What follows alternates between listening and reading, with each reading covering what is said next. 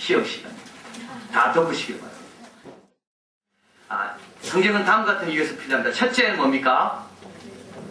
존재의 차이. 두 번째는 인식의 한계, 인식의 차이. 세 번째는 제3의 요인.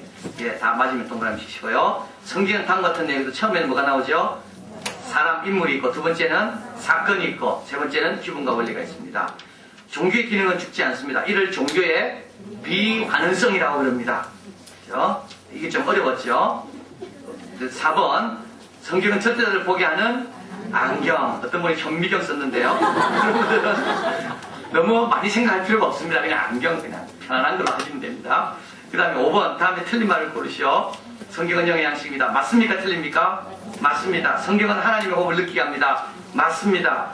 성경은 부족해서 또 다른 계시가 필요합니다. 틀렸습니다. 그죠? 4번, 성경은 근거 같아서 의심과 염려를 이기게 합니다.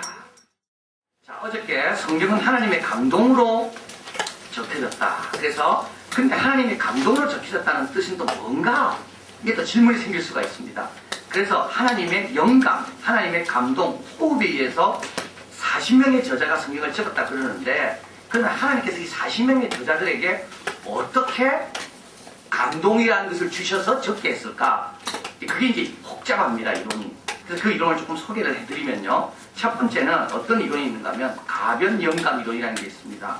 이건 뭐냐면 특정 부분만 영감을 받은 겁니다. 나머지는 자기 개인의 생각을 적었다는 겁니다. 그래서 예를 들면 속죄, 피 흘림 이런 것들은 오늘날 우리에게는 아주 부담스러운 내용이기 때문에 하나님께서 이거는 영감을 하지 않았고, 이거는 그 당시에 익숙한 것을 알고 있는 사람들이 적었고, 오늘 우리에게까지 해당될 수 있는 오리를 가자, 심리를 가자, 오른밤을 대면 왼밤을 대라, 이런 것만 하나님이 영감했다. 이게 가변 영감 이론입니다. 이렇게 보는 사람들이 있습니다. 그래서 전체 성경이 다 하나님 말씀이 아니고 거기는 섞여 있다는 거죠. 그래서 개인의 주관적인 것도 들어가 있고, 거기에 하나님 주신 말씀도 들어가 있고, 그래서 하나님께서 영감을 주시긴 주셨지만 전체 주신 게 아니라 어느 특정한 부분, 중요한 부분만 영감을 주시고 나머지는 본인의 성향에 따라서 적었다는 겁니다. 틀렸죠? 나중에 설명드리겠습니다. 두 번째, 선천적 영감 이론이라는 게 있습니다. 이건 뭐냐면 여호수아라든지, 여호수아는 아니죠, 모세라든지 호세아라든지 이사야 같은 선지자는 타고난 문필가였다는 거죠. 그래서 그들은 문장 실력도 너무 뛰어나고 통찰력도 뛰어나서 그들은 하나님이 천부적으로 주신 재능을 가지고 성경을 적었다는 겁니다. 이게 뭐냐면 선천적 영감 이론입니다. 그래서 성경을 기록할 때 하나님께서 셰익스피어 같은 사람에게 적게 해서 그 사람이 타고나는 어떤 영적인 탁월함을 가지고 성경을 기록했다는 거죠. 자, 이거의 문제는 뭡니까? 이거의 문제는 뭘까요? 하나님은 주시고 계시는 것을 받아 적게 했지 한 번 준 걸 가지고 영원히 소유하고 있는 게 아닙니다. 이 영감이라는 것은 현재적인 거지 사건적인 거지 소유가 아닙니다. 그렇죠. 그래서 때로는 여호수아, 이사야 같은 선지자는 너무나도 교육을 잘 받았기 때문에 굉장히 뛰어납니다, 문장이. 그러나 호세아 같은 사람은 뭡니까? 목동 양친 사람이었잖아요. 그렇기 때문에 호세아의 문장은 이사야 문장하고는 차이가 납니다. 그래서 하나님께서 주시는 거를 받은 거지 내가 타고나서부터 뭔가 재능이 있어서 적은 건 아니라는 겁니다. 그런데 선천적 영감 이론은 어떻게 말하냐면 성경을 기록한 저자들은 전부 뛰어난 문필가였고 영적 통찰력이 뛰어난 사람들이었다. 그래서 적었다는 겁니다. 세 번째는 구술 영감 이론입니다. 이건 뭐냐면 불러준 대로 받아 적었다는 거죠. 속기 타입하듯이 받아준 것입니다. 받아 적은 것이 성경이라는 겁니다. 그래서 하나님께서 아 하면 아 적고 가 하면 가 적고 와 하면 와 적고 그래서 성경을 적었다는 거죠. 그래서 이 성경의 이사야 같은 선지자는 가만히 있으면 하나님께서 준비됐나 하면 예 준비됐습니다. 그러면은 그 다음 무슨 막 받아주는 겁니다. 이게 뭐냐면 구술 영감입니다. 글자 하나하나마다 하나님께서 다 주관하시고 영감입니다. 여러분 이게 맞습니까? 틀렸습니까? 이게 맞는 것 같지만 틀렸습니다. 그러면요 성경 전체가 분위기가 비슷해야 됩니다. 그렇잖아요. 성경에 사투리도 나오는데 사투리가 없어야 됩니다. 그럼 하나님께서 사투리를 불러줬겠습니까? 수고 많다고 뭐 이렇게 불러줬겠어요, 하나님께서? 그래서 다 표준말이 돼야 돼요. 베드로가 쓴 헬라어가 다르고 마가가 쓴 헬라어가 문체가 다릅니다. 사도 바울은 고급 헬라어를 썼다면 베드로는 저급 헬라어를 썼습니다. 하나님께서 그럼 불러줄 때 그럼 다 다르게 불러줬습니까? 하나님 불러줬으면 하나님 표준말로 불러줘야지. 구슬 영감 이론도 이것도 문제가 있습니다. 그 다음에 램스 영감 이론인가 있습니다. 이건 뭐냐면 이 램이라는 것은 아래, R, religious, in, ethical, M은 moral, S, spiritual 이제 이런 것들만 하나님께서 영감을 주셨다는 겁니다. 이런 내용만. 그래서 성경에는 영적이고 도덕적이고 윤리적이고 종교적인 이런 내용만 영감을 주고 나머지 내용들에 대해서는 하나님께서 영감을 안 줬다. 그래서 성경에는 역사적인 것도 있는데 역사적인 것은 사실은 영적이고 도덕적이고 윤리적인 내용과 상관이 없기 때문에 거기에는 오류도 있을 수 있고 거기에는 하나님의 주된 관심사가 아니다. 그 말입니다. 자, 근데 여기서 이제 우리가 하나 생각할 게 있는데요. 자, 보충 자료 한번 보겠습니다. 물론 성경은 역사책이 아니죠. 과학책도 아니죠. 정치책도 아닙니다. 정치학도. 경영학도 아닙니다. 성경은 구원에 이르는 지혜가 있고 하나님의 사람을 온전케 하는데 목적을 갖고 쓰여진 책이 성경입니다. 그런데 과학을 연구하는 학자가 어떤 자세로 과학을 연구해야 될까? 그건 성경이 있습니다. 과학을 연구하는 학자가 아버지로서 내가 어떤 의미를 감당해야 그건 성경이 있다는 겁니다. 그렇죠. 정치인이 어떻게 정치해야 되는가에 대한 지시는 얻을지 몰라도 지혜는 얻을 수 있다는 겁니다. 그래서 성경은 인포메이션 정보만 있지 않습니다. 성경에서 정보만 찾으려면 안 됩니다. 정치 이론이 뭐가 있나 거기에 또 과학 이론이 뭐가 있나 의술이 뭐가 있는가 36 거기서 하는 것처럼 뉴스타트 운동하는 이상구 박사 같은 분들은 뭐 어떻게 합니까? 거기서 건강의 비법이 뭔가 성경은 그거 관심 없습니다. 그건 인포메이션이에요. 인포메이션. 성경에서는 인포메이션 얻으려 하는 거죠. 성경은 뭡니까? 의학서지가 아닙니다. 그런데 성경은 포메이션이에요. 포메이션. 의사로서 내가 어떤 자세를 가져야 되는가? 하나님의 백성으로 나는 어떤 자세를 가져야 되는가? 이거는 건강과는 직접 상관이 없지만 다 관련이 있는 거죠. 그래서 성경을 대할 때 우리는 성경에서는 역사에 대한 구체적인 내용은 성경에는 틀릴 수도 있고 안 나올 수도 있습니다. 그러나 역사가 뭔지에 대해서 역사를 어떻게 바라봐야 되는지 역사에 대한 책임 있는 인간으로서 내가 의무가 뭔지 그거에 대한 포메이션을 필요한 거죠. 그래서 성경은 우리를 포메이션 시키는 거죠. 그래서 성경은 때로는 우리에게 인포메이션을 줍니다. 그죠? 이런 면에 있어서 인사이트를 줍니다. 그러나 이렇게 안 준다 할지라도 성경은 우리에게 어떻게 돼요? 우리를 하나님의 백성으로 과학자로 정치인으로 경영학자로 역사인으로 또 경영학자로 내가 어떻게 더 다른 모습을 갖는가 그에 대한 유용한 내용이 다 성경에 있다. 그래서 성경은 영적이고 윤리적이고 도덕적이고 종교적인 그런 내용만 영감된 게 아니라 이 역사학자나 과학자나 정치학자, 경영학자나 이 모든 면에 있어서 이들이 그 역할을 제대로 감당할 수 있는 인격을 형성하는 데 필요한 모든 내용들이 다 영감되어 있다. 그래서 램스 이론의 한계가 바로 겁니다. 그래서 이제 다섯 번째 우리는 어떻게 성경을 믿느냐 건강한 성경을 바라보냐 완전 영감들 같이 한번 있습니다. 모든 성경 구절이 영감이 되었고 동등한 하나님의 말씀이다. 완전한 하나님의 주관하심 그러나 인간의 온전한 충성과 순고로 만드는 책이 성경이다. 그렇죠? 그래서 성경은 항상 하나님이 온전히 주관했습니다. 그러나 하나님의 주관하심이라는 게 그 사람의 인격과 배경을 무시한 주관하심이 아니라 그의 독특함과 그의 개별성과 그의 교육적인 배경을 존중해서 하나님께서 그와 합하여 하나님이 원하시는 그런 내용들을 적게 하셨다는 겁니다. 그래서 이사야의 분위기가 이사야에서 있는 거고 호세아는 호세아의 분위기가 있는 거고 마태는 마태의 분위기가 있는 겁니다. 그래서 우리의 삶도 마찬가지입니다. 우리의 삶도 하나님께서 딱 주관하실 때 만약에 구슬 영감 이런 같은 걸 믿는다면 어떻게 됐습니까? 하나님 딱 주관하면 우리 모두 똑같아져야 됩니다. 그러나 하나님의 성령 충만하게 임하시는데도 우리의 모습은 다 다르게 나타나는 겁니다. 은사도 다 다 다르고 취향도 다 다르고 그래서 내가 원래 가졌던 내가 죽는 게 아니라 원래 가졌던 나의 더 좋은 모습이 하나님의 임함으로 더 드러나는 거죠. 성경도 꼭 그렇다는 겁니다. 그래서 하나님께서 이사야에게 임했다는 말은 이사야의 어떤 장점과 배경과 이걸 다 무시하는 게 아니라 그것을 존중하면서 그것을 더 복되게 하면서 구별되게 하면서 이사야 특유의 문체로 하나님이 원하는 바를 적게 하시고 그래서 하나님께서 온전히 주관하셨지만 또 하나님께서 주신 인간의 재능들을 하나님께서 온전히 사용하셔서 이 두 개가 합쳐서 성경이라는 이사야 쓰면 이사야, 호세아 쓰면 호세아 그게 나왔다. 그런데 그 모든 구절들이 다 그렇다는 거죠. 모든 구절들이 다.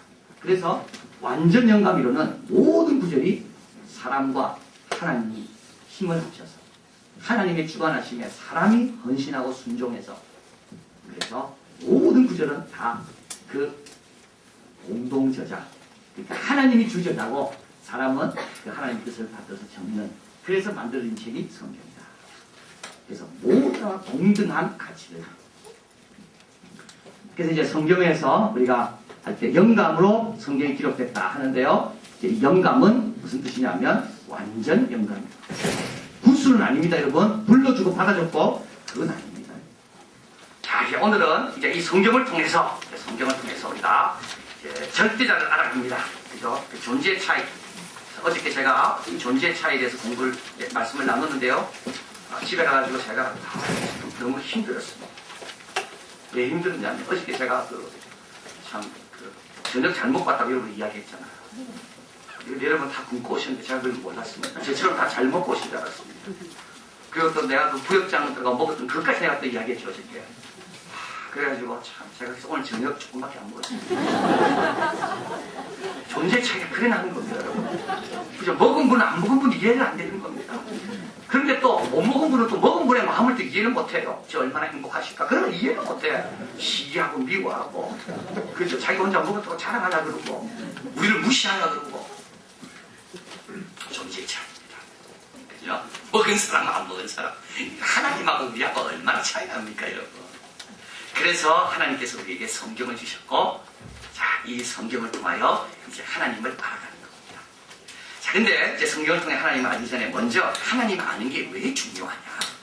그걸 좀 말씀을 드리면요. 첫째는 뭡니까? 하나님을 알아야 내가 누군지를 알게 됩니다. 나는 내가 누군지는 항상 남과의 관계를 통해서만 압니다. 내가 사랑받는 사람인지 내가 존귀한 자인지는 남이 나를 존귀 여기주면 아, 내가 존귀 여김받는 자구나. 내가 존귀한 자구나. 그렇게 압니다. 왕자병, 공주병에 걸린 사람이 있습니다. 그죠? 그 왕자병, 공주병은 남이 왕자처럼 대우했기 때문에 지가 왕자인 줄 아는 겁니다. 타고나면서부터 왕자인 줄 모릅니다, 아무도.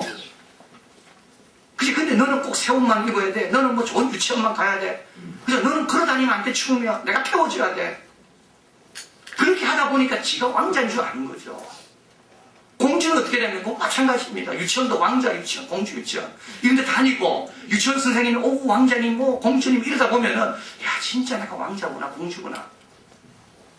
근데 또 반대입니다. 반대로 어떤 사람은 늘 구박받는 아이는 내가 이렇게 부족한가. 그 집에서도 우리가 얼마나 아이들 구박 많이 합니까? 네 엄마 아빠를 그렇게 안 닮았냐. 뭐 이렇게 구박하죠. 사실 구박할 수밖에 없어요. 애들이 못 따라주거든, 부모의 수준을. 근데 그런 소리를 자꾸 들으면 아이는 어떻게 됩니까? 자기가 그렇게 했다고 생각합니다. 그래서 항상 우리는 남과 비교해서 내가 누군지를 압니다. 내가 부자고 가난한 것도 남과 비교해서 내가 부자고 내가 가난한지 이렇게 생각하지 자기 혼자 부자고 가난하고 그렇게 생각하지 못합니다.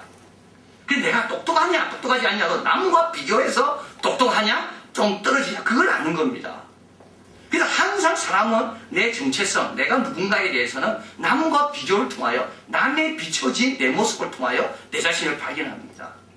그런데 내 자신을 비추는 거울이 온전하지 않다는 데 문제가 있죠. 나를 비추는 거울이 울퉁불퉁한다 이거죠. 그래서 나는 그 거울을 볼 때마다 내가 울퉁불퉁한 줄 알았습니다.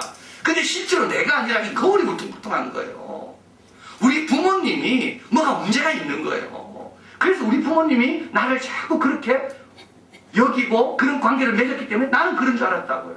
근데 실제로 나는 안 그래. 근데 부모님이 울퉁불퉁하게 된 건 왜 그렇습니까?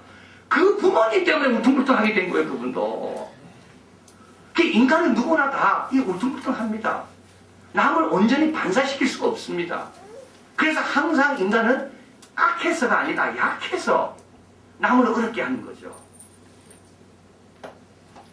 언제 어떻게 온전하게 됩니까? 가장 투명하고 가장 균형 잡힌 하나님 앞에 내가 누군지를 알 때 진짜 내가 누군지를 압니다.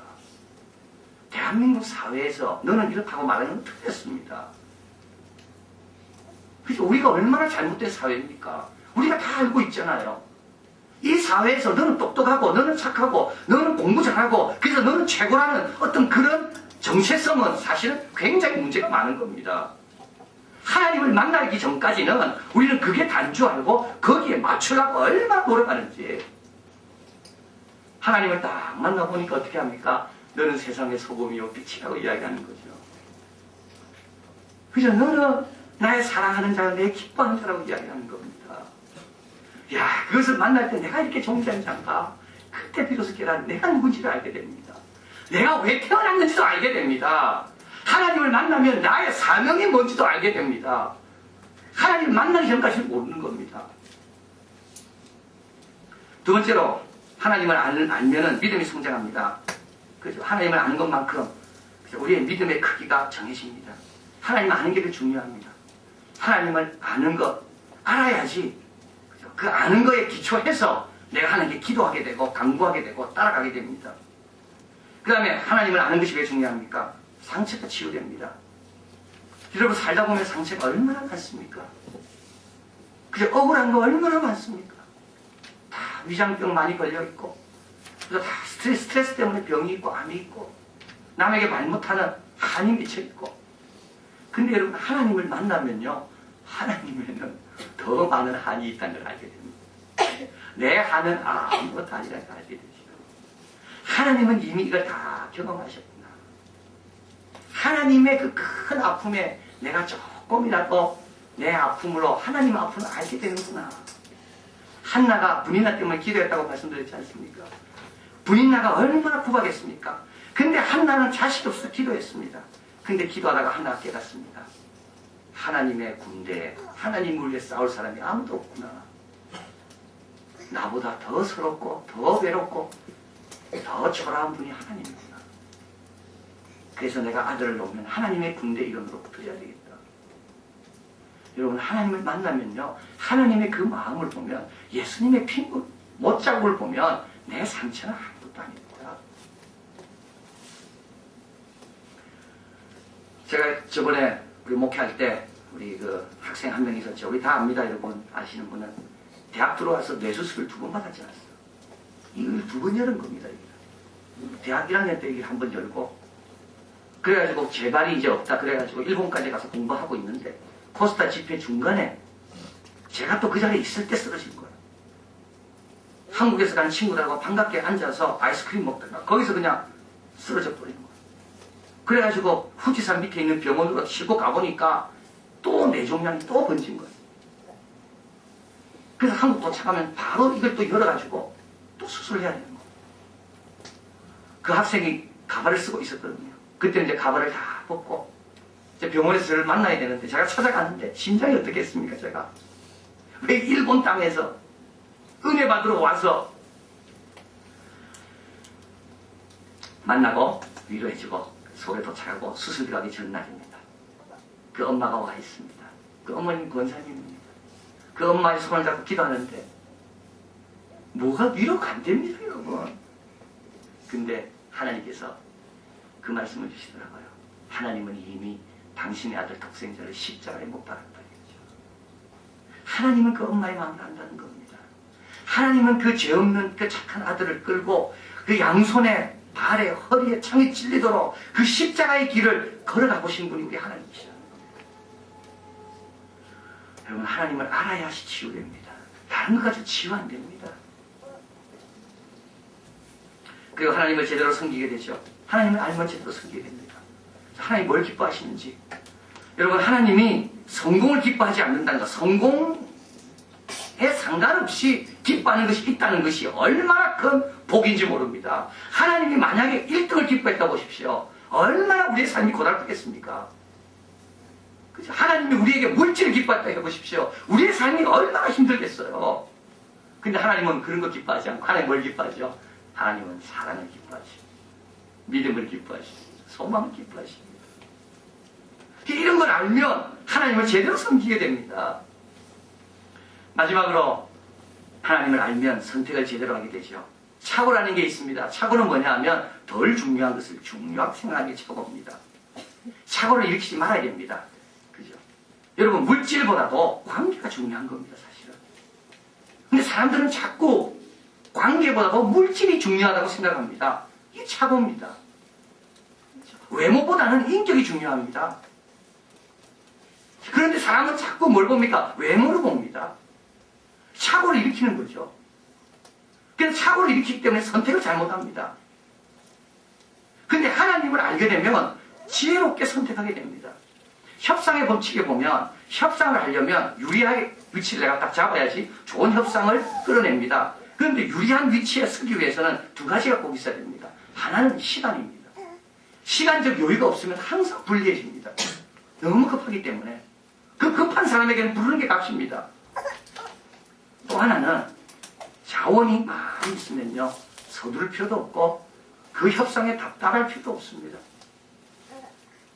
그래서 항상 협상에 유리한 고지에 서기 위해서는 시간과 자원이 있어야 되는데, 우리 예수 믿는 사람들은 시간, 영혼까지 살 사람들이죠. 우리 예수 믿는 사람들은 하나님이 다 책임져 주시죠. 얼마나 좋은 위치에 있습니까? 그러니까 전체적으로 보면서 선택할 수 있는 겁니다. 그래서 여러분, 젊을 때는 시간이 굉장히 촉박함을 갖고 이때 안 이루어지면 꼭 안 될 것 같고 화도 나고 조급증도 생기고, 그러나 나이가 들면 들수록 다 하나님께서 알아서 해주시는구나, 그것을 깨닫게 됩니다. 자, 그래서 하나님 아는 것이 이렇게 중요합니다. 나를 알게 되고 내 믿음이 성장하게 되고 치유가 일어나게 되고 선택을 지혜롭게 잘하게 되고, 그리고 우리가 사랑하는 하나님을 제대로 섬기게 됩니다. 자, 그러면 이제 하나님을 알아가야 되는데요. 성경에서 말하는 하나님, 절대자는 어떤 분인가? 첫째, 절대자는 어떻습니까? 창조주입니다. 창조주. 자, 이것이 너무 중요합니다. 창조주.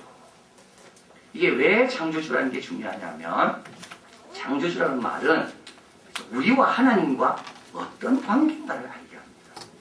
하나님은 우리를 만든 분입니다. 우리는 하나님의 의존되어 있습니다. 근데 우리뿐만 아니라 온 인류가 다 하나님께 의존되어 있다. 그런데 성경은 이 엄청난 사실을 창세기 1장 1절에 태초에 하나님이 천지를 창조하시니라 한 줄로 말합니다. 창조에 대해서 성경은 설명하지 않습니다. 창조에 대해서 성경은 설득을 구하지 않습니다. 동의를 구하지 않습니다. 창조에 대해서 성경은 선포합니다. 구차하게 증명하려고 하지 않습니다. 왜 그렇겠습니까? 이유는 지극히 간단합니다. 하나님이 창조했기 때문에 그렇습니다. 창조한 분만큼 창조에 대해서 자신 있게 말할 수 있는 분은 없습니다. 하나님 창조할 때 있었던 사람 있나요? 없습니다. 이게 창조주입니다. 창조주는 모든 것의 시작이고 근원이죠. 그렇기 때문에 창조에 대한 것은 그분만이 압니다. 근데 그분은 창조주이기 때문에 창조를 놓고 우리에게 설명하지 않습니다. 자, 그런데 이제 두 번째죠. 창조는 은혜의 행위다. 이건 무슨 말입니까? 여러분, 많은 사람들이 이렇게 생각합니다. 하나님께서 우리를 만드신 것은 우리를 좀 부려먹으려고 만들었다. 그죠? 좀 하나님께서 좀 우리를 좀 부려서 좀 하나님의 부족을 채우려고 우리를 만드셨다. 이렇게 생각합니다. 참 반대입니다. 하나님은 우리 없어도 행복한 분입니다. 하나님은 우리와 상관없이 자신의 모든 필요를 스스로 충족할 수 있는 분입니다. 그런데도 우리를 만든 이유는 우리를 위해서 창조한 겁니다. 여러분 한번 생각해 보십시오. 창조, 내가 이걸 만들었다는 거예요. 만드는 순간부터 어떻게 됩니까? 나는 이것에 대한 짐을 내가 져야 됩니다. 이것 때문에 나의 자유는 제한당합니다. 곧장 뛰어갈 수 있지만 이것 때문에 난 돌아가야 되는 거예요. 어디 갈 때도 이것 잘 있는가 늘 신경 쓰입니다. 그렇죠. 창조라는 것은 여러분 굉장한 부담을 진다는 말입니다. 그냥 만드는 게 아니죠. 일단 만들어 놓으면 관리해야 되고 키워줘야 되고 아프면 고쳐줘야 되고. 그래서 우리 아이도 마찬가지입니다. 아이가 태어날 때 기쁘지만 이 아이의 장성할 때까지 부모의 생명이 다할 때까지 이 아이에 대한 관심과 염려는 끊이지 않습니다. 그렇죠. 아이는 애물단지입니다. 그렇죠. 자, 있기는 있어야 되겠고 돈도 얼마나 많이 들고 그렇죠. 그렇다고 아이가 뭐 우리 부모의 마음을 압니까? 나중에 또 좋은 남자친구 만나고 뭐 이러면 또 막 그냥 집에 있는 거 다 가져갈라 이래가지고 여러분들이 그리고 온 겁니다. 사실은 저 다 챙겨 우리 어머니 갖다 주면 아니죠. 우리 친구 갖다 주면 좋겠다. 챙겨. 공부 잘하면 잘하는 대로 못하면 못하는 대로. 그렇죠. 그래서 아이 한 명을 만들어낸다는 것은 그만큼 부모가 그 아이로 인하여 자유가 제한된다는 겁니다. 하나님께서 우리를 창조한다는 말은 우리로 인하여 하나님의 자유를 그만큼 제한하시겠다는 그 결정이 있었기 때문에 우리를 만드신 겁니다. 그래서 이걸 가리켜서 뭐냐면 은혜, 값비싼 은혜를 지불하고 하나님께서 우리를 만드셨다는 겁니다. 그러면 왜 만들었습니까? 왜 이런 값비싼 은혜를 지불합니까? 우리를 위해서. 하나님의 사랑을 경험하게 하기 위해서. 서로의 사랑을 누리게 하기 위해서. 참 너무 중요한 말입니다. 우리 하나님은 예수님과의 사랑의 관계 속에 지으셨죠. 그 사랑을 두 분만, 세 분만 성령님과 함께 하기에는 그 사랑이라는 게 너무 좋은 겁니다. 그래서 이 너무 좋은 것을 인간들과 함께 나누고 싶습니다. 그래서 하나님께서 하나님의 형상대로 인간을 만들고 그 사랑을 부어주신 겁니다. 아담과 이브가 서로 사랑하는 거 보니까 하나님 보시기에 너무 좋았다는 거죠. 왜 하나님 만들었을까? 저는 하나님께서 왜 나를 창조했을까? 그렇죠? 이 고통 많은 세상에 이 숙제도 많고 해야 될 것도 많고 참 평생 져야 될 짐도 많은 이 세상에 나를 왜 보냈을까? 제가 우리 첫째 딸을 12월 2일 날 낳았습니다. 병원에서 넣고 제가 놓은 건 아니지만 제가 그 현장에 있었죠. 넣고 제가 이제 눈이 쫙 내리는데 얼마나 또 하나님께서 눈까지 쫙 주시는지 그래서 크게 될 줄 알았어요. 우리 딸은 아직까지는 아직 때가 안 됐는지는 모르겠지만 눈까지 쫙 오는 거예요. 그래서 이제 차를 몰고 제가 이제 TA 조교를 했기 때문에 이제 학생들을 가르쳐야 되기 때문에 차를 몰고 쫙 오는 겁니다. 쫙 와가지고 화장실에 가서 이제 볼일을 보고 손을 딱 씻고 거울을 보는데 거울에 제 얼굴이 안 보이고 조금 전에 보고 온 딸의 얼굴이 딱 보이는 거예요. 저는 그 다음부터 제가 태어난 것이 너무 감사하구나. 왜냐하면 이 딸과 저와의 나누는 이 사랑. 그래서 이 딸이 있기 때문에 내가 살아있기 때문에 이런 사랑을 누리지 내가 이 땅에 탄생하지 않았다면 내가 이런 사랑을 경험할 수 있을까? 그게 뭐 이렇게 오래 가진 않았지만 그래서 제가 오늘 아침에 딱 이야기했습니다. 야, 아빠가 너를 얼마나 사랑했는데 그래서 네가 이렇게 잘못됐다. 내가 좀 더 지혜로웠어야 되는 건데. 여러분 저는 그때 깨달았습니다. 하나님 나를 창조해 주셔서 고맙습니다. 내가 창조됐기 때문에 이런 은혜를 내가 깨닫고 이런 사랑을 경험하고 주고받고 하지. 그래서 하나님께서 우리를 창조하신 이유는 아버지와 아들과 성령 간의 이 좋은 사랑을 인간도 좀 경험하게 하고 인간끼리도 좀 나누는 걸 연습해보고 한번 좀 살아보라고. 그래서 하나님이 창조하신 겁니다. 그래서 창조의 짐을 지면서 우리가 이 땅에 태어나는 순간부터 죽을 때까지 하나님 품에 갈 때까지 하나님이 계속 짐을 져야 되지만 그래도 그 사랑을 경험하게 하려고 우리를 지으셨다는 거죠. 그래서 창조는 은혜입니다. 값비싼 은혜입니다. 그걸 우리 하나님이 지불하시고 우리를 위해서 만들어주셨다. 어떻게 만드셨나요? 첫째는 무에서 창조했습니다. 없는 데서 있는 걸 창조하셨죠. 그래서 하나님이 창조할 때는 아무것도 없었습니다. 여러분 아무것도 없었습니다. 그래서 하나님이 시작입니다. 알파요 오메가 하나님이 마칩니다. 아무것도 없었습니다. 그래서 많은 사람이 착각합니다. 사람이 죽음을 두려워 신을 만들었다. 아닙니다. 하나님이 먼저입니다. 이 세상에 하나님보다 나이 많은 분은 없습니다. 두 번째로 하나님은 말씀으로 창조했습니다. 이거는 뭡니까? 성경에 보면 빛이 있으라 명령입니다. 뜻과 계획이 있다는 겁니다. 우연히 이 땅에 떨어진 것은 아무도 없다. 우연이란 건 뭐라 그랬습니까? 우연이라는 것은 설명을 못할 때 우연이라고 그런다.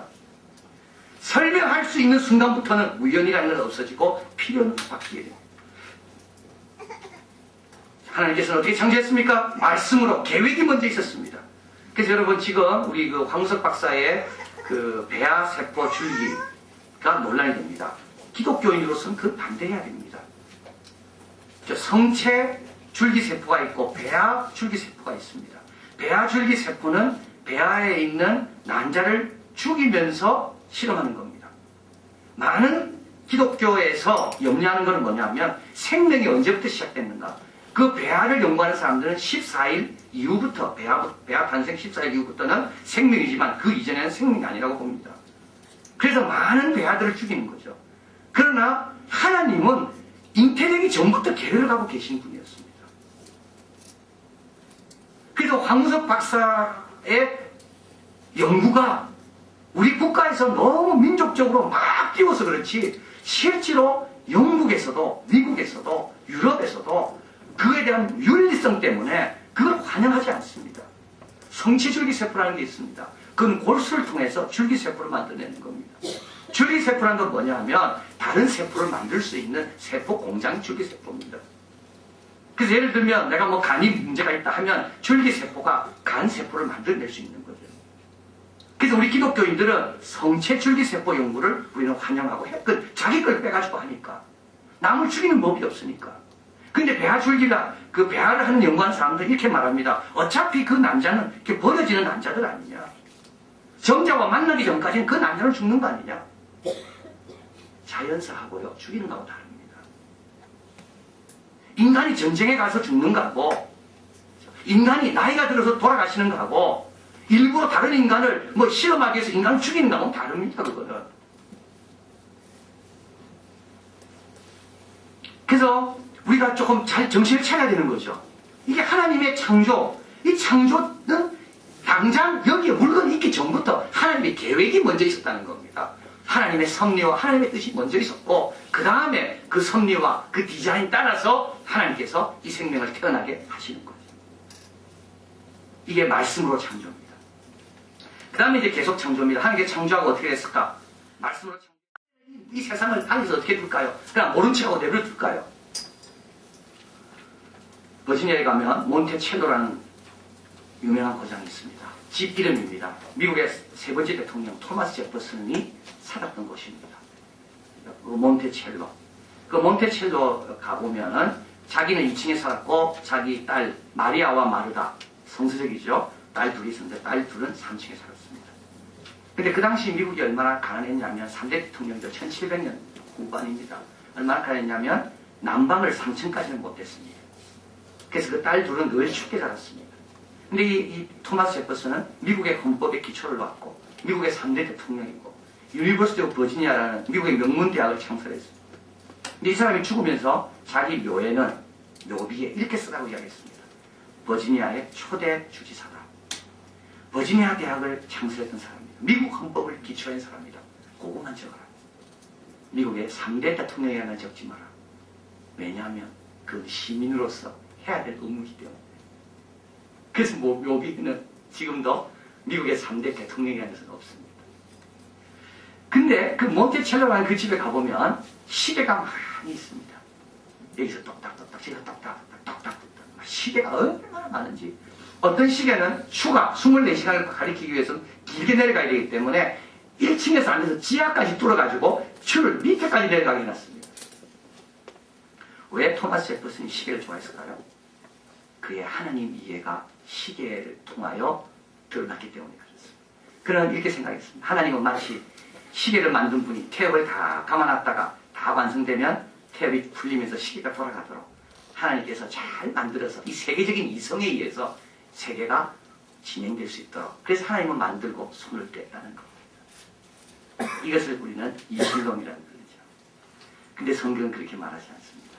성경은 하나님께서 창조하신 것을 계속 보존하시고 유지시키시고 수리하시고 계속 개입하시는 거죠.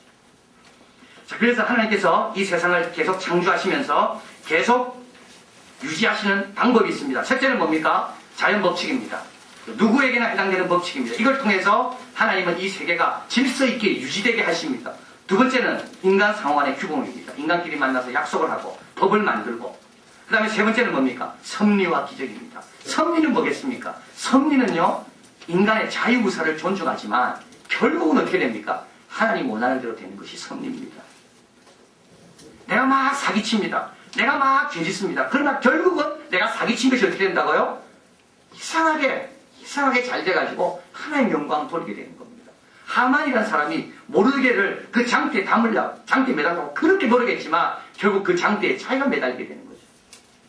그래서 악한 사람이 아무리 자기 뜻대로 머리를 써서 계획을 한다 할지라도 궁극적으로 어떻게 됩니까? 하나님이 승리할 때 있는 겁니다. 이게 섭리입니다. 대표적인 사람이 요셉 아닙니까? 형들이 동생을 팔았지만 결국은 하나님은 그 동생을 어떻게 만듭니까? 나중에 형들이 배가 고팠을 때 형들의 배를 채워줄 수 있는 미리 보낸 구원주로 하나님께서 바꿔놓는 겁니다. 이게 섭리입니다. 그래서 하나님께서 섭리로 우리를 이끌어가시고 또 하나는 기적이죠. 기적. 그래서 기적하면 우리는 놀라는지만요. 우리 하나님께서 기적은 아무것도 아닙니다. 어저께 말씀드렸죠. 기적은 하나님께 아무것도 기적은 하나님께서 그냥 보통입니다. 하나님께서 숨 쉬는데 그냥 날아가고 이런 건 뭐 하나님께 아무것도 아니죠. 그래서 우주는 한번 창조됐다고 끝이 아니라 어떻게 됐다고요? 우주는 계속 하나님의 돌보심 가운데 있고 하나님은 이 돌보심에 중요한 책임을 인간들에게 맡기셨다. 그것을 우리가 알게 됩니다. 그래서 하나님은 처음에 어떻게 됩니까? 계획하시죠. 그 다음에 어떻게 됩니까? 창조하십니다. 계획이 먼저입니다. 창조하십니다. 그 다음에는요 섭리하십니다. 그 다음에 어떻게 됩니까? 구원하시고 완성합니다. 이 5단계로 하나님은 우주를 이루어 가십니다. 그런데 여기에 보면 창조까지 왔다가 갑자기 구원이 등장하게 됩니다. 구원이라는 것은 원래 계획이 없었습니다. 근데 인간이 죄가 들어오면서 하나님께서 어떻게 돼요? 인간의 헝클어진 상태를 다시 회복시킬 필요가 있습니다. 그래서 하나님께서는 창세기 3장부터 아담과 이브의 범죄로부터 이를 회복시킬 계획을 갖고 계신 거죠. 에덴 동산에서 죄는 낯선 겁니다. 에덴 동산에 죄는 없었습니다. 그런데 에덴 동산에 죄가 딱 들어온 거죠. 그래서 인간의 영혼에 죄로 인하여 상처를 딱 입게 됐습니다. 자, 그런데 여러분 여기서 중요한 게 구조가 있고 방향이 있습니다. 죄가 들어왔지만 에덴 동산은 엉망한 거 만들지는 못했습니다. 인간이 타락했지만 하나님이 인간에게 주신 아름다운 형상을 다 잃어버린 게 아닙니다. 그래서 인간은 지금도 양심도 남아있고 지성도 남아있어 문명꽃도 피우고 이런 설계도 해가 아름다운 건축도 세우고 그래서 하나님께서 우리에게 창조하실 때 원래 주셨던 그 구조는 조금 흐트러졌습니다. 그러나 그 흐트러진 걸 가만 봐도 아 사람인 걸 알아볼 수 있도록 그 정도 흐트러진 겁니다. 그런데 뭐가 결정적으로 상처를 입었냐면 방향에서 결정적으로 상처를 입은 겁니다. 그래서 하나님을 향하도록 살아야 되는 이 방향이 세상과 물질을 향하는 방향으로 바뀌게 된 겁니다. 그래서 구원이란 건 뭐냐 하면 하나님께서 이 방향을 원래 방향으로 틀은 겁니다. 그래서 우리에게 주신 예수님을 통해 주신 그 생명을 우리에게 주시면서 다시 구조도 온전케 만들고 이 방향도 온전케 만듭니다. 그래서 하나님께서 원래 창조의 질서만 있었습니다. 그런데 하나님께서 또 다른 이제 질서를 만드는 거죠. 그게 뭡니까? 구원의 질서를 만드는 거예요. 죄가 들어왔기 때문에. 그래서 하나님께서 역사를 운행해 나가실 때 처음에는 계획하시고 그 다음에는 창조하시고 그 다음에는요 섭리 이끌어가시고 거기에다가 죄가 들어오면서 구원의 질서가 필요하게 되어서 구원이라는 계획을 세우시고 그러고 나중에는 다 어떻게 됩니까? 온전하게 하나님의 구원의 완성의 단계에 들어가게 됩니다. 자, 그리고 이제 넘어갑니다. 네 번째로 창조를 지전절 14페이지가 오죠. 14페이지. 이제 많은 분들이 진화론에 대해서 이야기합니다. 진화론. 이것은 진화되어 지정된 게 아니다. 뭐 대학가도 그렇고 고등학교도 그렇고 다 그렇습니다. 그렇게 하는데요. 실제로 누가 진화론에 대해서 이야기한다면 어쩌다가 뭐 우주가 만들었다 이야기한다면 이걸 딱 보여주십시오. 그냥 나는 잘 모르겠다. 그러나 이 창조 한 분이 나에게 이야기했다. 창조했다고. 그리고 과학자들도 여기 이 말한 과학자들은 예수 믿는 분도 있고 안 믿는 분도 있습니다. 과학자들도 정직하게 이 물리를 하다 보니까 이게 풀리지 않는 숙제가 너무 많이 있더라 이거죠. 이에 대해서 네가 해답해와라. 쳐버리면 돼요. 그냥. 그리고 고민 있으면 나한테 이야기하면 기대해줄게. 자, 여기 장철지생 질문들이죠. 왜 우주는 혼돈이 아니라 질서를 시킨 원 상태로 시작되었을까? 이 과학자들이 던진 질문입니다. 왜 에너지, 물질, 시간, 공간을 비롯한 원초의 대폭발을 이때부터 완전히 확증된 자연 법칙들이 존재하는가? 왜 우주는 어디서나 동일한 물리학적 조건들이 지배하는가? 스티븐 호킹 이야기했습니다. 스티븐 호킹은 결혼 2번 했습니다. 첫 번째 여자는 혹시나 기독교인입니다. 근데 그 여자하고 이혼하고 다른 여자하고 결혼했는데요. 그래서 그 여자하고 살 때마다 스티븐 호킹은 하나님을 향해 마음이 많이 열렸었습니다. 빅뱅 이승 이후 1초 후 우주의 팽창 속도가 1천억 분의 1 정도만 늦었어도 우주는 어떻게 됐다고요? 찌그러졌다는 겁니다. 빅뱅 이승 후 1초 후 우주의 팽창 속도가 100만 분의 1 정도만 빨랐더라면 우주는 너무 빨리 팽창되어 행성이 만들어지지 않았을 것입니다. 그래서 그는 이렇게 말합니다. 빅뱅과 같은 것으로부터 우리 우주와 같은 우주가 출현하는 데는 상상할 수 없을 만큼 기이함이 따른다. 내 생각으로는 우리 우주가 출현한 것에는 분명히 종교적 의미가 들어있다. 찰스 타운스. 이 사람은 레이저의 비밀을 밝히는 사람입니다. 찰스 타운스. 레이저, 광선이죠. 자, 그는 이렇게 말합니다. 이런 두드러진 우연의 일치. 사람들은 설명할 수 없으니까 우연이라고 말합니다. 우연의 일치를 보면 인본 원리에 대한 개념으로 나아갈 수밖에 없다는 거죠. 이 인본 원리라는 건 뭐냐면 자연의 법칙들은 인간의 삶이 필요라는 것들에 꼭 들어맞아야 한다는 거예요. 어떻게 지구에는 이 수억만 개의 요소들이 다 조합이 돼서 적절하게 만들어져서 인간이 생명을 살 수 있도록 되어 있냐는 거예요. 이 수억만 개의 요소들이 어떻게 우연히 일치가 돼서 오늘 우리가 살기 가장 적합한 모습으로 우리에게 제공되는가라는 거죠. 지구의 장애 행성인 금성, 과거에는 생명체를 기대할 수 있는 행성으로 여겨졌습니다. 그러나 금성은 가보니까 이산화탄소로 이루어져 육중한 대기로 뒤덮여 있기 때문에 표면은 납불 녹일 정도로 뜨겁습니다. 두 행성의 대기층이 행성 내부에서 발생한 이산화탄소가 축적돼 형성됐지만 지구는 생명체가 존재하도록 되었고 이 생명체는 이산화탄소의 양을 통제함으로 지구가 금성처럼 과열된 것을 막았다는 겁니다. 여러분, 크기도 비슷하고 거리도 비슷하고 다 비슷한데 거기는 왜 이산화탄소가 그렇게 많아가 뜨겁고 여기는 이산화탄소가 적절하게 조절이 돼가지고 열을 안 받고 어떻게 지구가 그렇게 됐습니까? 설명해보라는 거예요 지금. 어떻게 그린 거예요 어떻게? 프리먼 다이슨 말 있고요. 그 다음 넘어갑니다. C.K. 체스턴이라는 오소독스한 책 나는 왜 그리스도인이 되는가. 이 책이 아주 유명한 책입니다. 이 사람은 원래 기독교인이 아니었습니다. 그러나 이 사람이 이 책을 적은 이유는 버트란드 러셀이 나는 왜 기독교인이 아닌가? 철학적으로 그걸 이야기했습니다. 이 사람이 그래서 나는 왜 기독교인인가? 그에 대한 응답으로 이 책을 적었습니다. 근데 이 사람은 이렇게 이야기합니다. 진화론자들 다 이런 필요 없고 책을 덮으라니까. 그리고 동물한테로 가라. 그리고 동물과들을 비교해봐라. 네가 동물로부터 왔겠는가? 그렇죠. 엄청나게 놀라는 건요. 동물과 우리가 원숭이와 우리가 너무 차이 난다는 겁니다.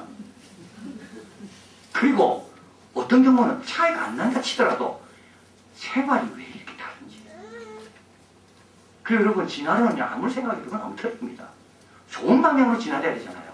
항상 진화론은 그걸 주장하거든요. 그러면 사람이 원숭이로 진화됐다면 나무도 잘 타면서 걸어다녀야 됩니다. 그 왜 좋은 걸 우리가 개발시키면서 그저 딴 걸 다 개발시킵니까? 원숭이처럼 털이 많아가 옷도 안 입어야 됩니다. 더 털이 보드라운 털로 바뀌어야 되고 더 가벼운 털로 바뀌어 이게 진화입니다. 원래 진화를 뜻하면 근데 왜 인간은 털이 더 없어지고 더 추워서 옷을 입어야 되고 돈을 많이 들여야 됩니까? 그건 틀린 거죠. 하나님이 창조했다. 좋다 이거예요. 그리고 받아들인다 나는. 그런데 뭐 과학적인 거 좋다 이거예요. 받아들인다 이거예요. 그런데 하나님이 창조했다고 하는 이 세상에 왜 악이 있냐 이거죠. 왜 미움이 있냐 이거예요. 왜 하나님이 선한 분이 창조했다면 온전하게 창조해야지 왜 여기에 악의 요소를 남겨뒀냐. 악은 뭐냐 그러면 전쟁과 살인과 훔치고 때리고 폭력하고 이게 악이죠. 고난하고 다릅니다. 고난은 악이 아닙니다. 고난은 나쁜 게 아닙니다. 고난은 중성적인 겁니다. 그러나 악은 나쁜 겁니다. 나쁜 게 왜 있냐라는 거 이 땅에. 이것을 가장 심각하게 고민한 사람이 누구냐면 어거스틴입니다. 어저께 말씀드린 어거스틴. 그래서 어거스틴은 왜 선한 하나님이 이 땅에 악을 허용하실까? 이 고민이 너무 많은 겁니다. 왜 하나님이 창조하고 지금도 하나님이 개입하신다고 하는데 이 하나님의 개입에 이 땅 위에 이 악이 있냐 이거죠. 그래서 어거스틴은 다음에 세 단계를 거쳐가서 이 악에 대한 문제를 풉니다. 어떻게 푸냐면 처음에는 악은 선한 것이 뭔지를 드러내기 위해서 악이 필요하다는 겁니다. 처음 생각입니다. 처음 생각. 그래서 배고파 봐야 배 부른 게 뭔지 알아야 돼요. 병 걸려 봐야지 건강이 뭔지 알처럼 악이 있어야지 사랑이 뭐고 정의가 뭐고 공의가 얼마나 중요한지 알게 된다는 겁니다. 그래서 아마 하나님께서 이 땅에 악을 허락한 게 아닌가. 첫 번째 단계 생각입니다. 근데 여기에 어려움이 있는 게 뭐냐면 그러면 선을 많이 드러내려면 악이 많아져야 되잖아요. 또. 악을 많이 만나는 사람도 그러면 결국은 선에 기여하기 때문에 그 사람도 선한 사람이겠네요.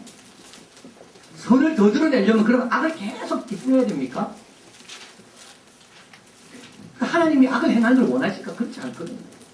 근데 여기가 문제가 있습니다. 이 생각은. 두 번째로 악이 왜 있어야 되는가? 악은 악을 벌하기 위해서. 악한 자를 벌하기 위해서는 아픔이 있어야 된다. 악이 있어야 된다는 거죠. 그 눈에는 눈, 이에는 이기 때문에 저 악한 자는 악으로 다스려야 된다. 그런데 가만히 보니까 그러면 악을 결국 하나님 만들었단 말이잖아요. 이게 좀 말이 안 맞는 거예요. 이게 선한 하나님하고 안 맞아. 세 번째, 악은 뭐냐. 그래서 어거스틴이 악에 대해서 다음과 같이 정리됩니다. 원래 악은 없었다. 그런데 선이 왜곡된 것이 악이다. 항상 악에는 뭐가 먼저 있냐면 악보다는 선이 먼저 있어요. 이게 무슨 말인가 하면 여러분 건강하기 때문에 남을 해치는 거죠. 힘이 세기 때문에 남을 해칩니다. 힘 없어 보십시오. 남 못 해칠 생각 안 합니다. 똑똑하기 때문에 남을 속이는 겁니다. 그렇잖아요. 여기 동천학교에 우리 있는 학생들 제가 말씀 들어보면 여기 있는 아이들은요 이 그룹홈이라는 생활을 한다 그래요. 그래서 한 4명 정도씩 그룹을 만들어서 동네에서 빌라 같은 걸 하나 빌려서 생활합니다. 처음에는 그 동네 사람들이 여기 동천학교에 있는 아이들이 오는 거 싫어한대요. 근데 지나면 지날수록 그 아이들을 너무 좋아한다는 겁니다. 왜냐하면 인사를 너무 잘해요. 동네 청소한대. 토요일마다 되면 동네 청소하고. 제가 저번에 한번 말씀드렸죠. 설교하러 갔다가 제가 깜짝 놀랐다 그랬잖아요. 저는 동천학교 아이들, 동천 모자에서 근무하는 우리 좀 성격이 조금 약간 그래도 발달이 된 학생들입니다. 청년들이죠. 그분들에서 걱정했습니다. 설교를 들을까 못 들을까. 아, 참. 떠드는 놈들은요, 우리 아이들만 떠듭니다. 뭐 생각이 팍팍 돌아가니까 집중 못 하는 거예요. 머리가 팍팍 돌아가고, 어떻게 하면 저거 틀린 말이다, 저거 했던 말이다, 뭐, 자꾸 판단하니까. 그렇잖아요. 집중 안 하는 거예요. 그러니까 여러분, 똑똑한 사람이 문제입니다, 실제로. 건강한 사람이 문제고요. 그래서 악은 항상 선의 기생충입니다. 선에 기생하는 게 아닙니다. 정말 아파서 병실에 누워있는 분은 악을 행할 생각, 자기가 지금 아픈데, 약한데, 없는데, 뭘 행하겠어요? 그래서 어거스틴은 악을 가리켜서 선의 왜곡이다. 선의 사유하다. 그런데 왜 이것이 일어나는가 하면 하나님께서 인간을 지을 때 하나님의 형상대로 지었기 때문에 인간은 이 선을 가지고 자유의지로 욕심으로 방향을 틀 수 있는 자유가 인간입니다. 그래서 인간이 에덴 동산에서 죄를 짓는 겁니다. 그 죄, 그 욕심, 선이 악으로 변하면서 선이 왜곡되면서 이 악이라는 것이 이 땅에 들어오게 됩니다. 그 악은 악을 낳죠. 또 내가 미워하면 미움을 받은 사람이 또 미우고 미워하고 또 시기하고 가족끼리 하나가 되고 또 다른 가족 미워하고 민족끼리 하나가 되고 다른 민족을 미워하고 그러면서 악이라는 게 계속 만들어지게 됩니다. 그래서 하나님은 악을 창조하지 않았습니다. 그래서 여러분 한번 거기 가보면요. C.S. 루이스가 적은 그 유명한 말이 있습니다. 그죠? 한번 같이 읽겠습니다. 악은 군원이 되는 것이 아니요 기생충과 같은 것이다. 악한 일을 할 수 있는 힘은 선으로 말미암아 주어진 힘이다. 악한 사람으로 하여금 효과적으로 악한 일을 할 수 있게 하는 것은 전부 그 자체가 선한 것이다.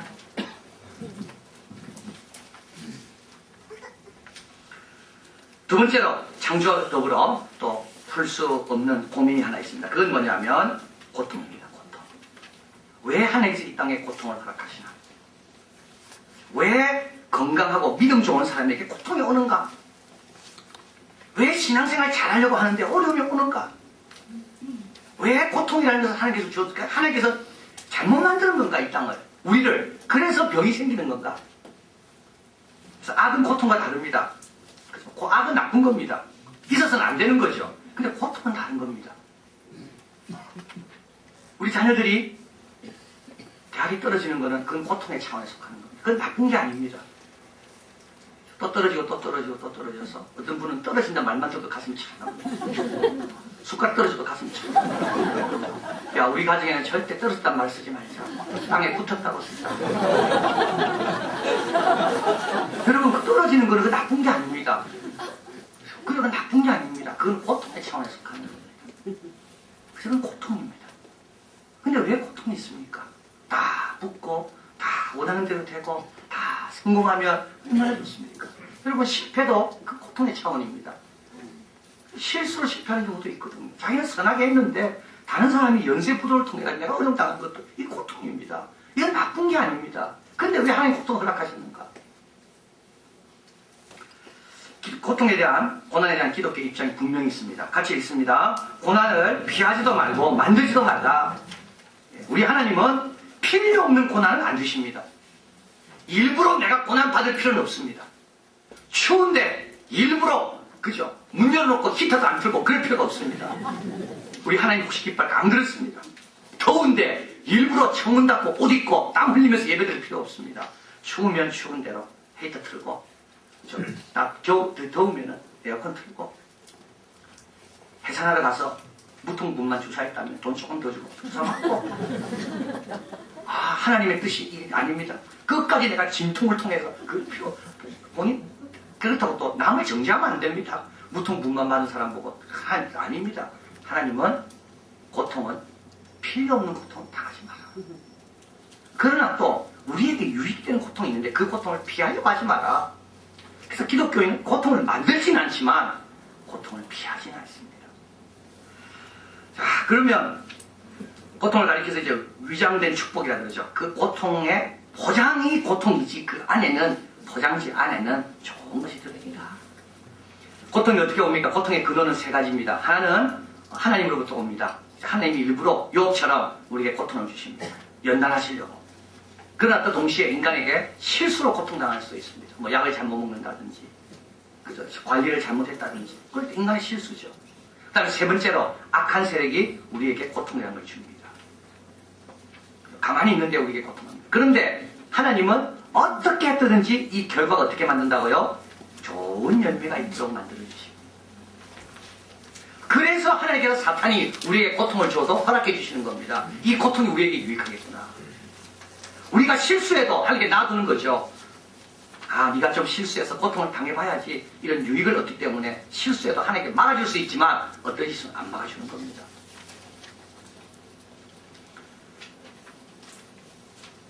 송재호 씨라고 있습니다. 여러분 알죠? 그 아버지 전상서적을 지난주 제가 설교하면서 말씀드렸는데요. 이분이 예수님을 믿고 나서 예수님 열심히 믿는데 자기 막내 아들이 교통사고로 죽은 겁니다. 지금 교통사고로 그 막내 아들이 죽은 지 5년이 돼가는데 자기는 5년 돼갈 때쯤 되니까 하나님께서 왜 막내 아들을 데려갔는지를 알게 되더라는 거죠. 자기는 이렇게 고백하고 있습니다. 자기 막내 아들이 죽고 난 다음에 참 부끄러운 이야기지만 우리 자녀들 가운데 형제 우애가 너무 안 좋았다는 겁니다. 근데 막내 아들이 죽고 난 다음에 형제 우애가 너무 좋아지게 되고, 그리고 장남은 신학하기 위해서 신학교를 들어가게 되고, 자기는 조그만 교회에서 오라 하더라도 마다하지 않고 가서 하나님 사랑을 전하게 됐다. 5년 지나니까 그 비밀을 알게 된 겁니다. 포장을 뜯어보는데 5년이 걸린 겁니다. 여러분, 고통이 이렇게 숨어져 있습니다. 그래서 하나님께서 우리가 고통당하는 걸 하나님도 아파하지만 우리에게 유익이 있다는 거죠. 어떤 유익이 있습니까? 첫째, 영적 유익이 있습니다. 여러분, 아프면요 하나님께 바짝 붙습니다. 여러분, 하나님께 바짝 붙습니다. 제가 어저께 말씀드렸지만 그날 제가 금요일날 구역장님 채워준 걸 잘 먹고, 그죠? 그래서 제가 체했기 때문에 여러분 위로가 되실 겁니다. 잘 먹고 제가 너무 아파갖고 머리가 얼마나 아픈지. 그러니까 뭐밖에 안 보입니까? 주님밖에 안 보입니다. 주여, 주여, 금요일입니다. 토요일날 설교 준비하는데 이러면 안 됩니다. 차라리 입원하면 설교 준비 안 해도 되지만. 그래서 제가 이렇게 기도했습니다. 하나님, 차라리 입원할 정도로 아프게 하시든지. 그러면 교인들에게 덜 미안하잖아요. 근데 교인들에게 설교 준비해야 되는데 아파서 못했다 이 말씀도 못하고 간절히 주여, 주여. 진짜 아프니까요 주님밖에 안 보입니다. 옆에 아무도 안 보입니다. 영적으로 얼마나 하나님과 밀착되는지. 또 관계적 유익이 있죠. 이건 무슨 말입니까? 고통을 당하면 겸손해집니다. 그리고 아픈 사람이 보이기 시작합니다. 건강할 때는 안 보였습니다. 아프니까 보이는 겁니다. 저희 어머니가 그 말씀하세요. 저희 아버지가 심장에 스트로크가 몇 번 와가지고 좀 이렇게 위험한 경우가 몇 번 있었습니다. 그 다음부터는 우리 어머니가 말씀하기를 휠체어 타고 다니는 분들이 너무 많이 보이더라는 겁니다. 처음에는 안 보이더래요. 그런데 우리 아버지가 스트로크 주무시다가도 오고 몇 번 그랬거든요. 그러니까 그 다음부터는 이 휠체어 다니는 분들이 그렇게 많이 보이더라는 겁니다. 여러분, 군대에 아예 보내고 나면 군인들이 왜 이렇게 잘 보이는지. 고통 당해보면 달라집니다. 사람이 깊어집니다. 넓어지고요. 그리고 또 고통은 신체적 그 유익이 있죠. 아프면 조심합니다. 뜨거우니까 안 갑니다. 그죠? 불에 대니까 싫으니까 뜨거운 불이 있으면 피하는 거죠. 그래서 고통에는 이런 열매들이 있습니다. 그래서 하나님께서 이런 열매들을 맺기 위해서 고통이라는 포장지 속에 이 아름다운 열매들을 넣어서 우리에게 주시는 겁니다. 유리공주라고 여러분 아십니까? 병원 24시에 나온 지금 7살인가 돼 있죠. 유리공주. 우리나라에는 이 유리공주가 앓고 있는 병을 앓고 있는 아이가 2명밖에 없답니다. 5명 있었는데 10살 되면서 다 죽은 거예요. 2명 있습니다. 이는 하여튼 뭐 선천성 무슨 병인데 그래가지고 조금만 아파도 안 되는 겁니다. 병원에서도 마스크를 쓰고 다녀야 되는 겁니다. 그런데 이 신원경입니다. 원래 본명은요. 근데 왜 유리공주라는 유리처럼 깨어지기 너무 쉽기 때문에 너무 약하기 때문에 유리공주라고 말한 겁니다. 그런데 이 엄마의 간증이 그렇습니다. 이 원경이를 보면서 하나님이 살아계신다고 교회 가야 되고 고백하는 자들이 생겨난다는 겁니다. 그게 참 이상하지요. 상상 없을 만큼 큰 일을 원경을 통해서 하나님이 하고 계시는구나. 그걸 잘 깨달은다는 겁니다. 사람들의 불신앙과 교만함이 산산조각 깨어지는 것을 똑똑히 목격하였고 하나님께서 나중에는 방송에 나가게 하셔서 지경을 높이시고 이제는 기도 제목이 바뀌었는데 고통을 주신 이유를 배우게 해달라고, 고통 가운데 감당해야 될 사명이 뭔지를 알게 해달라고, 그리고 아픔을 통해 하나님께 어떻게 영광 돌리는지를 알게 해달라고. 우리 신원경을 한번 만나볼까요? 보겠습니다. 동영상.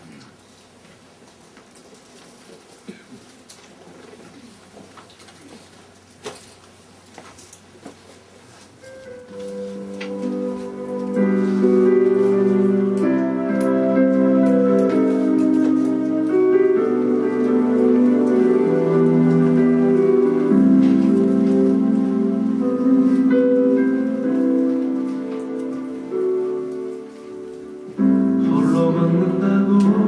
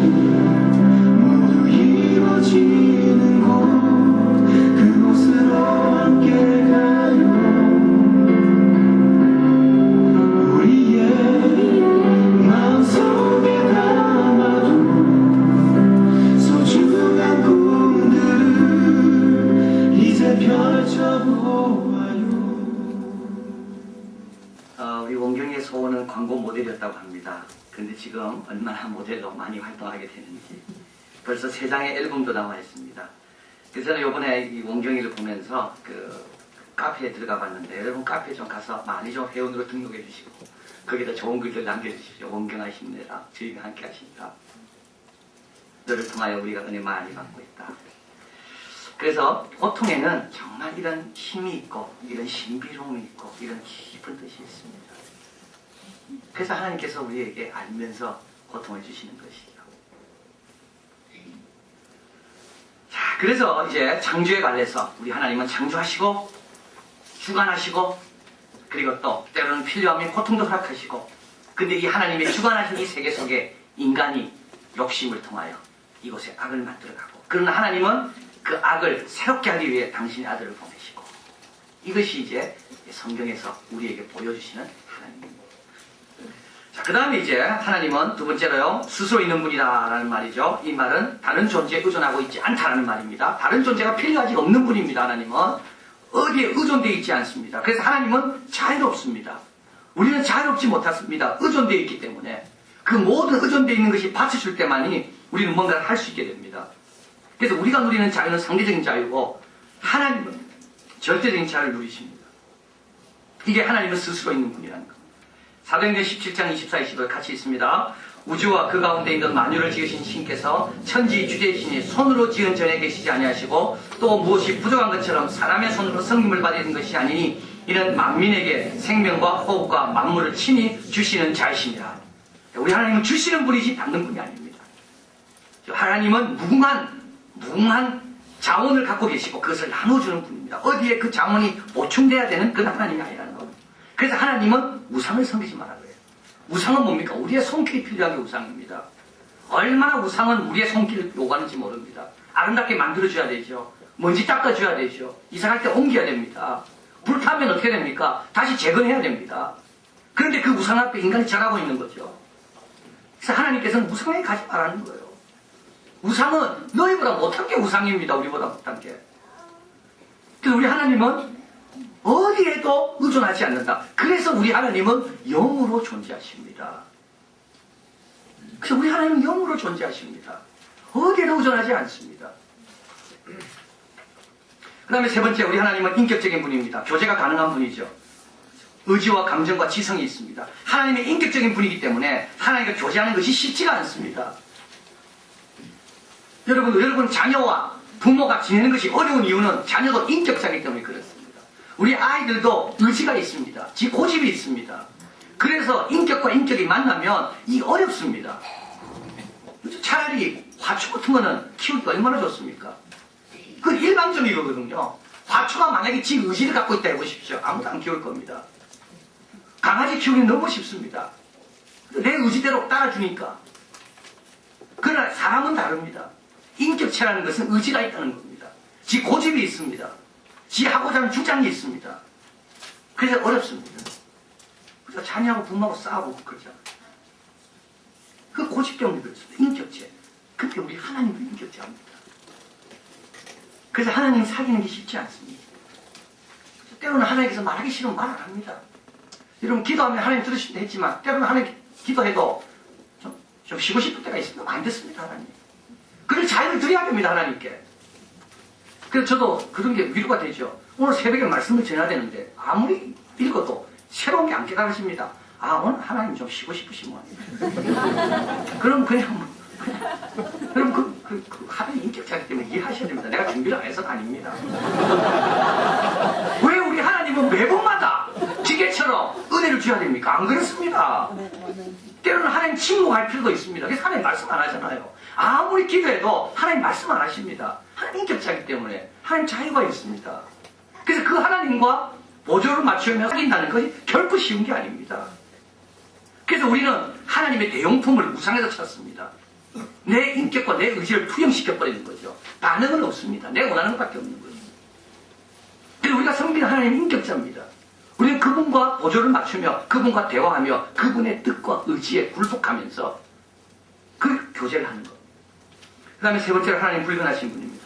이 불변하다는 말은 지혜와 능력이 완전하다는 뜻입니다. 고집이 세다는 말이 아닙니다. 우리 하나님 불변하다는 말은 우리 하나님의 결정은 온전하기 때문에 수정이 필요 없다는 말입니다. 우리는요, 아무리 결정해도 수정해야 됩니다. 왜냐하면 우리는 불완전하기 때문에. 그리고 우리는 능력도 불완전하기 때문에. 내일 어디 우리 수양에 가기로 했습니다. 했다가 체육대회 합니다. 했다가 비가 오면 바꿔야 됩니다. 근데 우리 하나님은 바꿀 필요가 없습니다. 비를 멈출 수 있거든요. 그래서 이 불변하다는 말이 그겁니다. 또 불변하다는 말은 진실하다는 말입니다. 신실합니다. 약속한 것은 지키십니다. 그리고 불변하다는 말은 온전하다는 말이죠. 우리 하나님은 시간과 장소에 의해서 변형되지 않고 시간과 장소에 힘에 눌리지 않는 분입니다. 항상 동일하시고 항상 존재하시고 썩지 아니하시고 어제나 오늘이나 영원히 동일하시다. 디모데전서 6장 10절 같이 있습니다. 오직 그에게만 죽지 아니함이 있고 가까이 못한 빛에 가시고 아무 사람도 보지 못하였고 또 볼 수 없는 자 오직 그에게만 죽지 아니함이 있습니다. 이게 우리 하나님이십니다. 자, 마지막으로 하나님은 사랑의 하나님입니다. 자, 이것도 너무 중요한 겁니다. 여러분, 창조와 사랑은 이어집니다. 왜 하나님께서 우리를 사랑하실까? 그건 어디에서 해답을 찾을 수 있습니까? 우리를 낳았기 때문에 사랑하는 겁니다. 하나님의 형상대로 지었다는 말은 하나님을 닮은 꼴로 만들었다는 겁니다. 우리 자녀를 바라볼 때 내가 다른 사람 바라보는 것, 다른 것은 내가 낳았고 나를 닮았기 때문에 그렇습니다. 자, 그래서 사랑과 창조는 연결됩니다. 자, 그러면 사랑에 대해서 조금 이야기를 해보면요. 사랑에는 네 종류의 사랑이 있습니다. 네 종류의 사랑. 첫 번째 사랑은 애정이 있습니다. 애정. 이 애정은 부모 자식 간의 사랑을 말합니다. 근데 부모 자식 간의 사랑이 특징이 하나 있는데 그 사랑의 특징은 어울리지 않는 사랑입니다. 부모와 자식은 어울리기 어렵죠. 닮지 않았습니다. 부모는 똑똑한데 자식은 좀 모질할 수 있습니다. 근데도 사랑합니다. 그죠? 부모는 공부를 좀 배울 기회가 없었는데 자녀는 공부를 너무 잘합니다. 근데도 사랑합니다. 나이차 차이가 얼마나 많이 나고 성도 차이가 납니다. 그런데도 애정은 부모 자식 사랑은 그 모든 것을 뛰어넘게 만듭니다.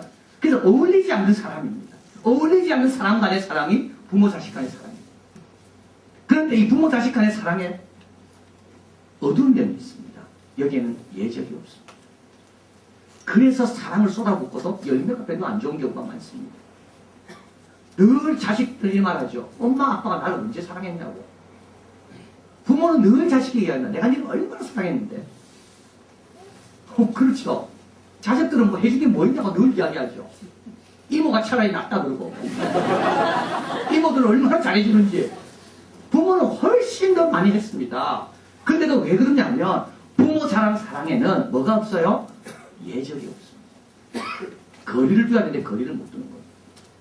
그래서 사랑은 물에 행치 아니하며 그 물에 행치 않는다는 말은 사랑에는 일정한 거리를 두는 거예요. 자유를 열어주는 거예요. 지가 자기 의지를 펼 수 있는 자유를 만들어주는 거예요. 그래서 여기 애정에는 이게 뭡니까? 예절이 없습니다. 예절이 없습니다. 또 여기에는 또 뭐가 없냐면 뭐가 부족하냐면 정직이 부족합니다. 야, 이거 여러분 솔직히 고백해야 됩니다. 내 자녀가 잘 되길 바라는 것이 자녀를 위한 것이냐 나를 위한 것이냐. 자녀들은 아닙니다. 이게 아빠를 위한 거인지 나를 위한 거인지. 그래서 어떨 때는요, 많은 경우는 애정의 열매는 자녀가 부모의 사랑이 필요 없을 때까지 커야 되는 것이 애정의 온전한 열매죠. 근데 부모가 그걸 못 견뎌합니다. 사랑을 막 쏟아붓고도 계속 내 그늘에 있기를 원하는 거죠. 정직하지 못합니다.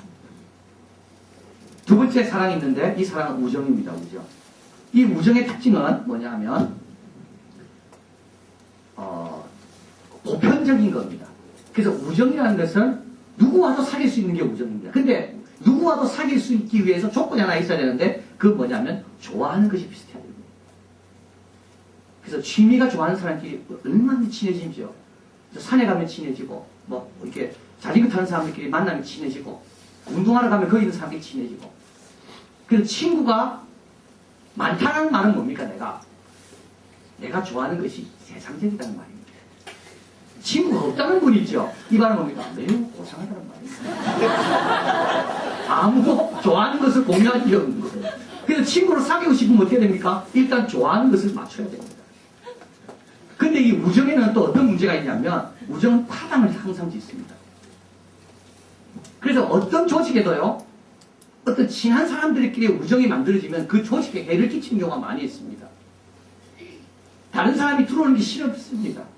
그래서 자기들이 좋아하는 끼리끼리 모여가지고 우리 좋아하는 어떤 공동의 목적, 공동의 어떤 공유하는 것을 늘 누리려고 합니다. 이게 우정입니다. 세 번째, 에로스가 있죠, 에로스.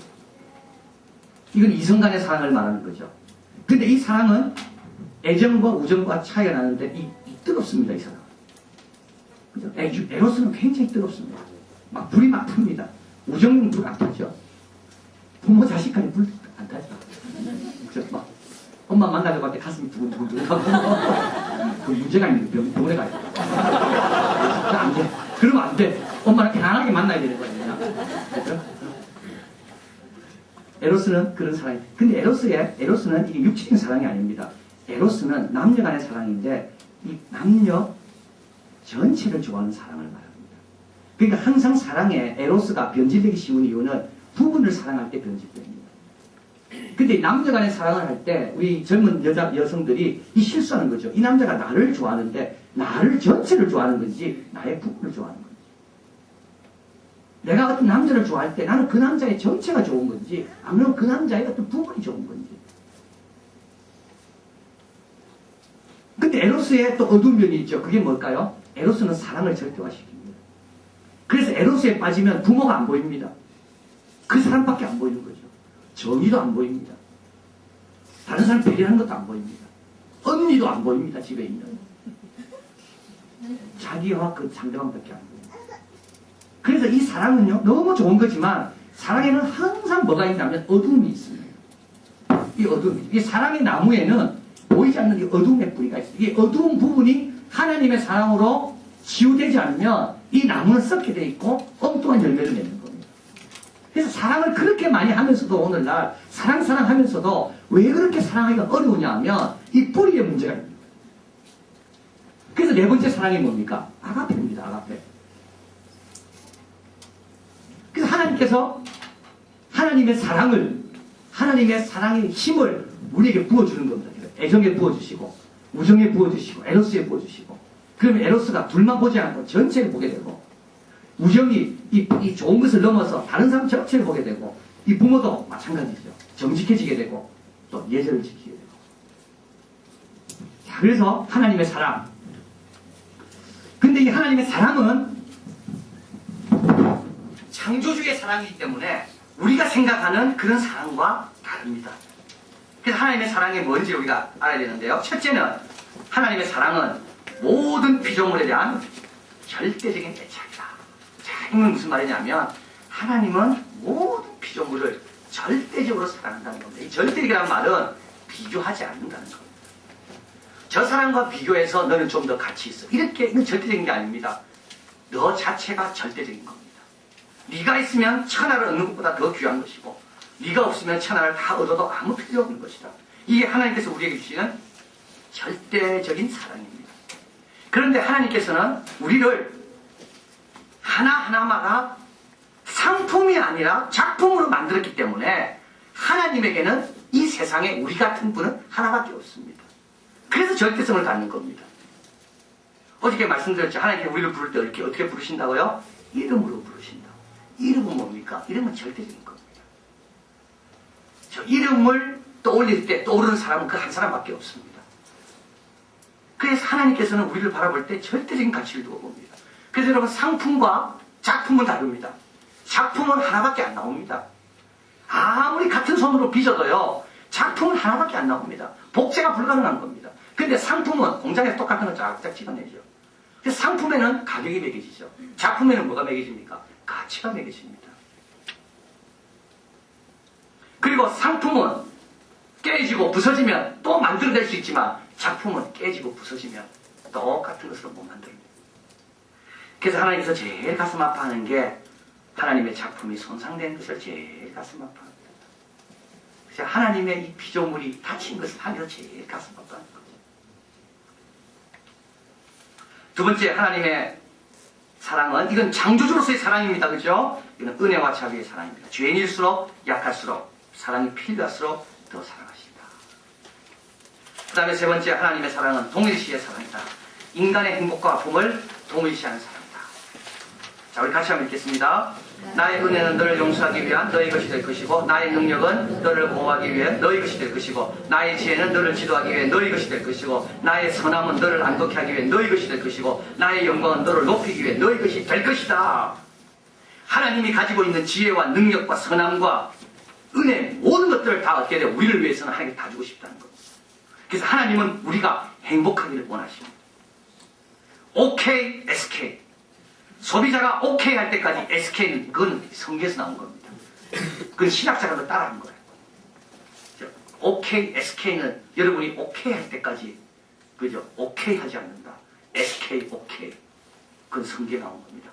하나님의 백성이 행복할 때까지 우리 하나님은 행복하지 않기로 결심하십니다. 그래서 우리가 선교해야 되고 구제해야 되고 그래서 우리가 다른 사람을 섬겨야 되고 병원도 세워야 되고 학교도 세워야 되고 고아원도 세워야 되고 그 이유가 바로 여기에 있습니다. 하나님은 한 영혼이라도 지금 헐벗고 울고 있다면 하나님의 마음은 거기가 있습니다. 그래서 우리는 착각합니다. 와, 하나님께서 우리가 예배드릴 때 너무 좋아하시겠지. 맞습니다. 우리 예배드릴 때 하나님 영광 받으십니다. 그런데 하나님의 마음은 한 구석은 반대가 있습니다. 주일날 산에 가서 야구하는 사람 거기가 있는 겁니다. 저 사람이 언제 교회 와서 의자를 놓으면 예배를 드릴까? 이제 우리도 마찬가지입니다. 자식이 집에 와 있으면 그 자식 걱정 안 합니다. 아직까지 시간이 지났는데 들어오지 않는 그 자식 걱정하는 거죠. 그래서 하나님의 마음이 그렇습니다. 그래서 우리가 하나님을 좁게 보면 안 됩니다. 하나님을 크게 봐야 됩니다. 이 창조주의 사랑입니다. 그리고 하나님은 또 거룩한 사랑이죠. 거룩한 사랑이란 말은 뭡니까? 하나님은 저 외과 전문의처럼 그죠? 아프더라도 고쳐야 되면 고치게 하시는 분이 하나님입니다. 아픔을 주어서 고치는 것이 사랑이 없음이 아닙니다. 오히려 사랑하기 때문에 오히려 필요한 것이 경우에는 아프더라도 고치게 합니다. 이 하나님의 거룩입니다. 그래서 어떤 분은 거룩을 하나님의 도덕적 탁월합니다. 그래서 하나님은 하나님의 자녀다운 모습을 우리가 갖추기 위해서 우리에게 끊임없이 연단도 주시고 기다리게도 하시고 훈련도 하시고 그래서 우리를 하나님의 자녀의 형상으로 본받게 하십니다. 자, 그래서 하나님의 문제는 뭡니까? 그분이 할 수 없다는 것이 아니라 하나님의 문제는 그분이 사랑하신다는 것에 있어요. 하나님을 복잡하게 만드는 것은 우리를 사랑하기 때문에 하나님이 복잡해집니다. 북한 김정일을 놓고 우리 하나님의 생각이 복잡한 것은 김정일을 사랑하기 때문에 하나님이 복잡한 겁니다. 많은 사람이 이렇게 생각합니다. 하나님 포기하십시오. 그런 인간은. 그렇다면 하나님이 100년 전에 그런 인간들을 포기하기 시작했다면 우리는 여기 없었습니다. 1년 전에 하나님이 누군가를 포기하기로 결심했다면 없었을 사람도 있습니다. 그래서 하나님을 사랑하기 때문에 복잡하십니다. 포기할 수는 없고 내가 지은 피조물이 저렇게 다쳐가고 아파하고 엉뚱한 데 가가지고 저렇게 시간을 낭비하고 있는데 내가 저를 어떻게 할 건가? 그래서 하나님께서 포기하지 않았기 때문에 오늘 우리가 있는 것이고 내일도 하나님이 우리 자녀를 우리 가족을 믿지 않는 남편을 포기하지 않기 때문에 우리에게는 또 소망이 있는 것이고 그래서 결국 우리의 소망과 믿음은 어디에 있습니까? 하나님의 사랑에 있는 겁니다. 믿음, 소망, 사랑 이 세 가지는 항상 있을 것인데 그 중에 제일은 사랑이라고. 왜 사랑입니까?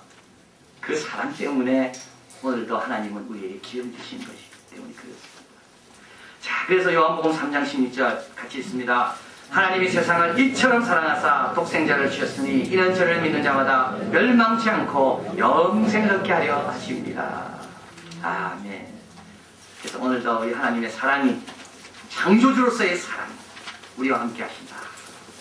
그리고 내일은 이제 이 사랑이 우리를 원하기 위하여 당신의 독생자를 보내신 그 독생자에 관한 내용을 내일 배우도록